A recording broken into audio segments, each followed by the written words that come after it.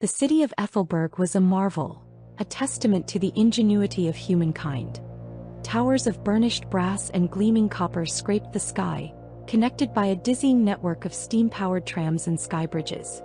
Gears whirred, pistons pumped, and the hiss of escaping steam was the city's constant heartbeat. Ethelberg thrived on steam, its lifeblood.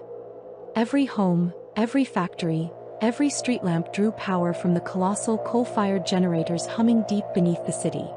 But the lifeblood was thinning. The coal mines, once thought inexhaustible, were yielding less and less. Each day the generators strained, requiring more coal to produce the same amount of power. Brownouts were becoming increasingly frequent, and the whispers of a complete system failure were growing louder. Panic was simmering beneath the polished veneer of Ethelberg society. The city's elite, the Guild of Engineers, were in a frenzy. They had explored every conventional alternative. Hydropower was impossible, given the city's location in a relatively flat, resource-depleted basin.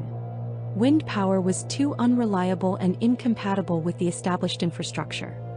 Solar energy was deemed too weak and expensive to implement on a city-wide scale, especially given the ever-present layer of smog hanging over Ethelberg. Desperate measures were being considered. Some advocated for a complete and utter abandonment of the city, a retreat to more resource-rich lands. Others called for a daring and likely devastating raid on the neighboring city of Coxworth, known for its superior coal reserves. Still others, clinging to the hope of a technological breakthrough, funded increasingly outlandish projects. Among these projects was the work of Professor Thaddeus Finch, a brilliant but eccentric inventor ostracized for his unconventional theories. He believed that the answer lay not in depleting existing resources, but in harnessing the power of the Earth itself. Finch theorized the existence of a deep geothermal energy source flowing beneath Ethelberg, a natural well of heat so intense it could power the city for generations. His theories were initially dismissed as fantasy, but with Ethelberg teetering on the brink of collapse, the Guild reluctantly granted Finch the resources for a single desperate experiment. He was given a remote, abandoned section of the Undercity, a team of inexperienced apprentices, and a dauntingly short deadline.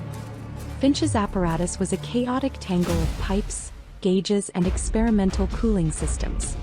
He called it the geothermal resonator, a machine designed to tap into the Earth's deepest heat and convert it into usable steam. Failure meant not just the end of Finch's career, but possibly the end of Ethelberg itself. The pressure was immense, the stakes were impossibly high, and the clock was ticking. Ethelberg held its breath, waiting to see if the city's salvation lay buried deep beneath its steam-powered foundations.